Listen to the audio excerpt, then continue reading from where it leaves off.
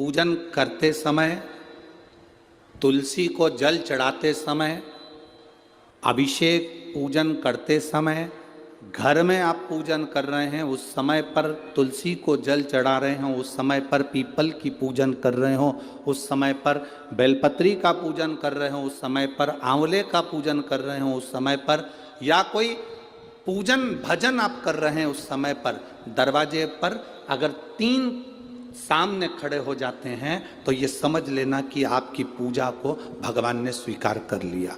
कौन 3 है उसका स्मरण करिएगा।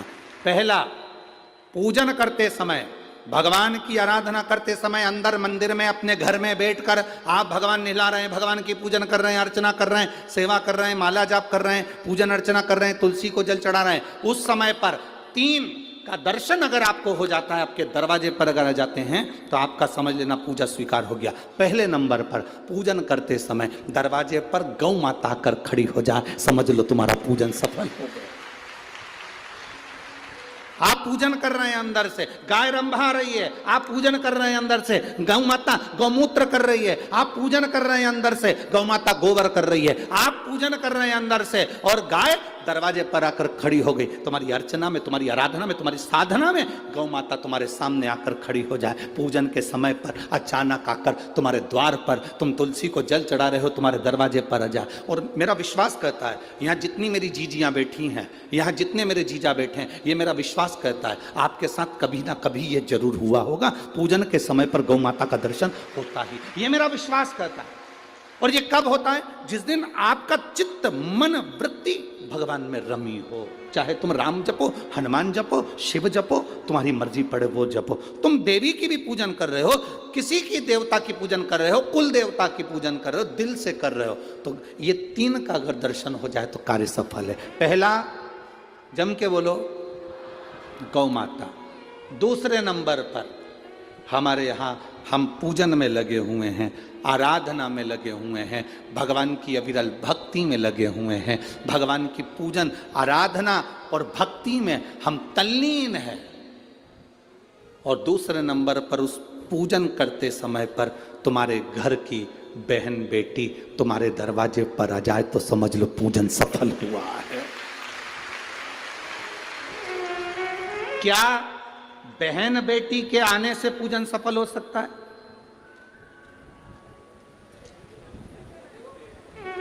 कहां लिखा हुआ है महाराज जी? आप इतनी बड़ी बड़ी बातें कहते हो। पूछने वाले पूछ सकते हैं, कहने वाले कह सकते हैं, आपने कैसे कह दिया कि बहन बेटी के आने से सफल हो जाता करे? तो आप उठाओ, हिमालय राज का बेटा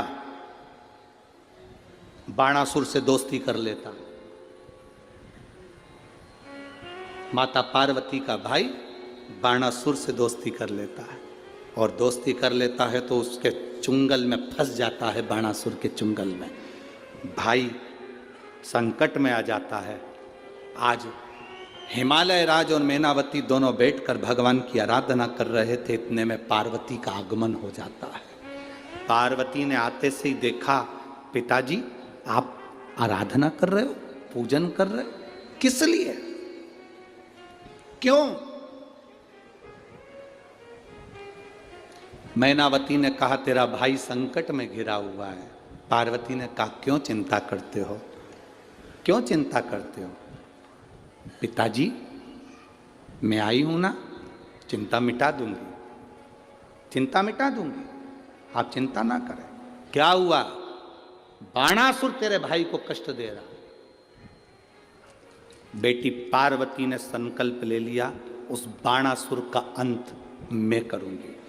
ना भगवान ब्रह्मा बाणासुर को मार सके, ना भगवान कृष्ण बाणासुर को मार सके।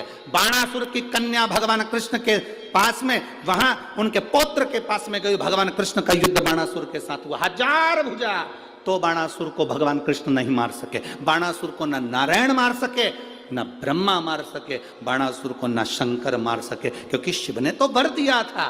बाणासुर को केवल मारा है तो माता पार्वती अर्ध कुंवारी बनकर संहार कर कर चली जाती।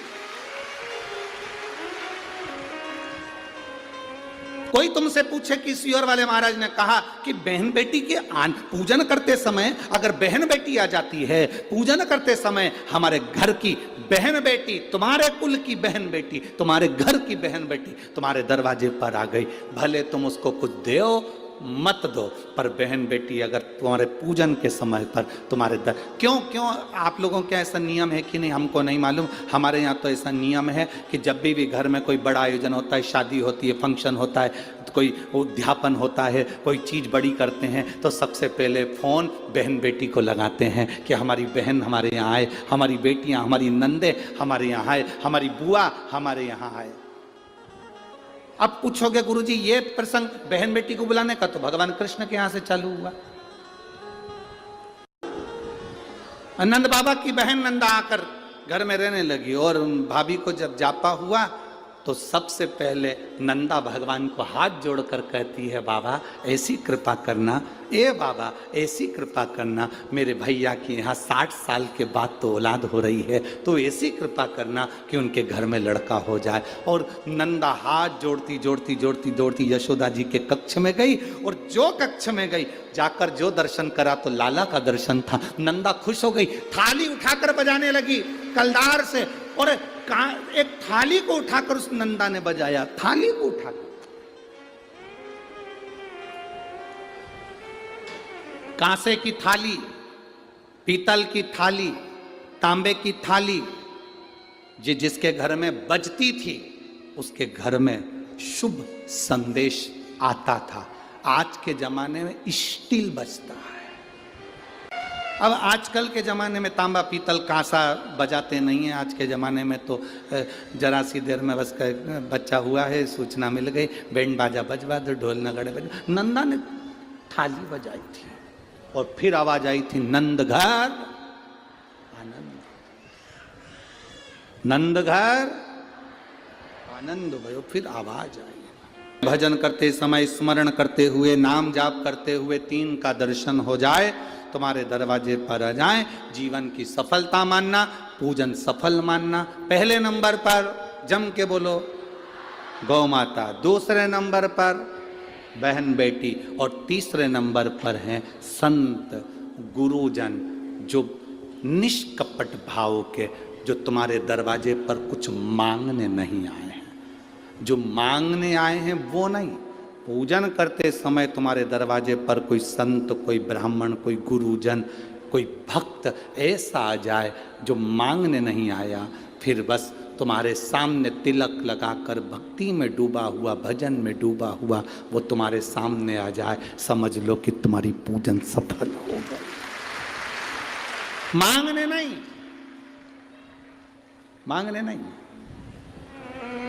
केवल आया, भजन गाया, सीताराम कहा, हर हर महादेव कहा, श्री शिवाय नमस्तुभ्यं कहा, जय श्री हनुमान जी कहा, और वो अपना चले गया। तुम्हारे दरवाजे पर मांगा नहीं उसने। असली संत तुम्हारे दरवाजे पर गुरुजन, ब्राह्मण जन, भक्त जन, कोई भगवत प्रेमी तुम्हारे दरवाजे पर दर्शन हो जाए पूजन के समय पर, समझ लो कि उसने स्वीकार कर लिया।